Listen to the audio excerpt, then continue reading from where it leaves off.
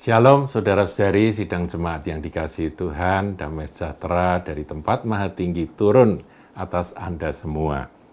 Saudara, dalam Suara Gembala kali ini kita masih melanjutkan akan pelajaran tentang pembangunan tembok Yerusalem yang dilakukan oleh Nehemia. Saudaraku, kita sudah tiba pada pembangunan atau pemugaran pintu gerbang yang ada di ayat 14. Jadi setelah pintu gerbang lembah, yang kita sudah belajar ya apa maknanya, kita sekarang masuk ke ayat 14 dari Nehemia 3. Saya bacakan, saudara. Pintu gerbang sampah diperbaiki oleh Malkia bin Rehab, penguasa wilayah Bet Kerem. Ia membangunnya kembali dan memasang pintu-pintunya dengan pengancing-pengancing dan palang-palangnya. Ada satu pintu gerbang namanya pintu gerbang sampah. Menurut saya, nama itu sesuai dengan fungsinya, saudaraku. Jadi fungsinya itu merupakan pintu gerbang untuk membuang kotoran-kotoran atau sampah-sampah yang ada di dalam kota. Nah, saudara, kata sampah ini di dalam Alkitab versi King James dikatakan dipakai ya kata dung gate. Dung gate itu artinya pintu gerbang kotoran binatang. Jadi sampah di sini, saudara, itu meliputi ya. Jadi ya selain sampah-sampah semua yang nggak kepake, termasuk kotoran-kotoran binatang itu dibuang melalui pintu gerbang tersebut. Nah, kalau pintu gerbang itu tidak berfungsi, saudara, ini berbahaya. Saudaraku, manusia itu secara alami, kita kan harus makan, betul ya, saudara?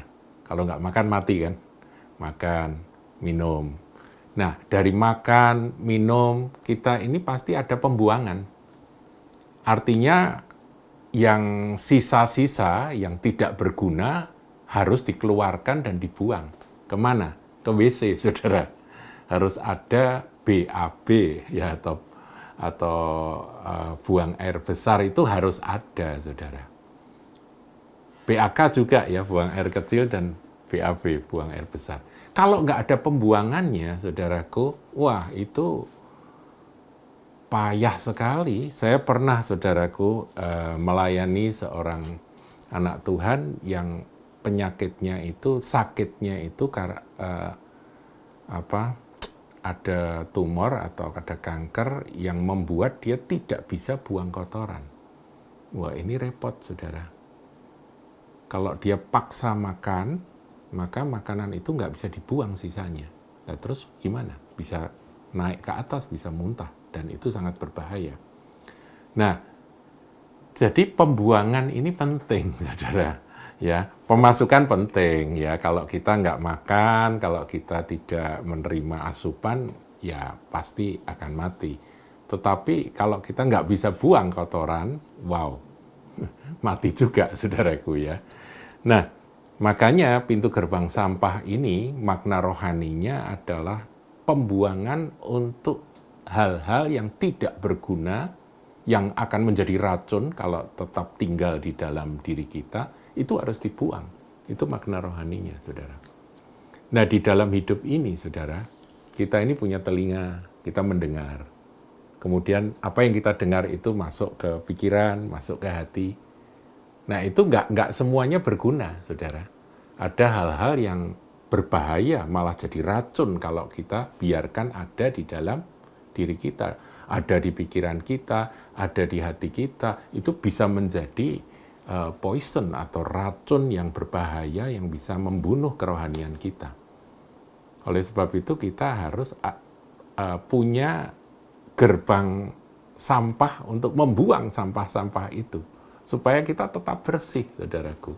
Ya, jadi saudara memahami ya makna pentingnya pemugaran atau perbaikan gerbang sampah ini supaya berfungsi buangnya itu lancar begitu, saudara.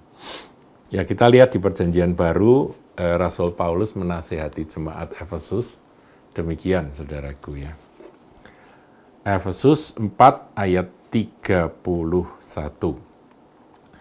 Segala kepahitan, kegeraman, kemarahan, pertikaian, dan fitnah hendaklah dibuang dari antara kamu.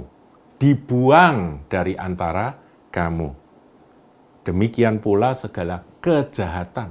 Saudara, diri kita ini kemasukan macam ide, macam informasi, macam apa saja, saudara. Mungkin perkataan orang-orang itu bisa masuk. Itu kalau itu menimbulkan kepahitan, itu bisa menjadi racun di dalam diri kita. Harus kita buang. Makanya dung gate atau gerbang sampah itu harus lancar, saudara. Harus pintunya, gerbangnya harus lancar dan berfungsi. Jadi buang, begitu masuk, buang. Jangan berlama-lama di dalam diri kita yang potensial menjadi kepahitan itu.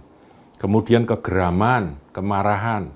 Saudaraku, kalau ada hal-hal yang membuat kita geram dan marah, jangan lama-lama, segera dibuang.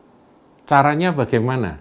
Nah, Tuhan sudah mengajari kita, yaitu dengan kita mengampuni, kemudian kita melepas, dan kita coba melupakan, meskipun kita nggak linglung, artinya peristiwanya masih kita ingat, tetapi kalau kita sudah mengampuni dan Roh Kudus sudah menolong kita, maka itu sudah terbuang.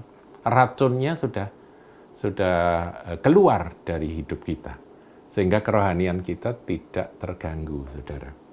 Apalagi di situ dikatakan pertikaian, hal-hal yang bertengkar dengan seseorang, permusuhan yang berlarut-larut. Saudaraku, untuk apa itu semua? Selesaikan, buang dari hidup kita. Fitnah, ada loh saudara, hal-hal yang masuk dan itu ternyata bukan sebuah kebenaran, dan itu kalau tersimpan itu menjadi fitnah. Nah, kita bisa menjadi produsen fitnah kalau itu tidak segera kita sadari bahwa itu bukan kebenaran dan kita harus buang. Jadi hal-hal yang demikian harus kita cepat, lancar lah. Ya. Saya ini termasuk orang yang menurut istri saya berbahagia karena tiap hari itu selalu BAB dan kadang-kadang enggak sekali, saudaraku, sehari bisa 2 kali. Ya karena saya makan cukup banyak, maka saya buangnya juga cukup banyak. Saya bersyukur untuk itu, saudara. Ya semakin lancar semakin oke. Dan untuk melancarkannya ada makanan-makanan tertentu, saudara. Biasanya kalau malam itu makan buah-buah, ya seperti papaya, itu kemudian juga minum yogurt, itu bagus untuk melancarkan pembuangan. Nah demikian secara rohani, saudara, hal-hal yang melancarkan pembuangan itu apa saja? Sukacita, damai sejahtera, mengampuni, memaafkan, ya persekutuan, memuji Tuhan, itu semua akan melancarkan. Kalau saudara dipenuhi dengan yang positif-positif itu, nanti yang negatif-negatif itu nggak akan tahan lama, langsung kebuang. Dung gate atau pintu gerbang sampah. Fungsikan, saudaraku, pintu gerbang sampah. Jangan simpan itu semua. Ya, di pikiran juga Filipi 4 ya, itu katakan pikirkanlah semua yang manis, yang sedap didengar. Itu semua yang baik-baik disimpan. Sebaliknya yang lawannya itu saudara buang semuanya. Dengan demikian kita akan menjadi orang yang terbahagia di dunia. Tuhan Yesus memberkati.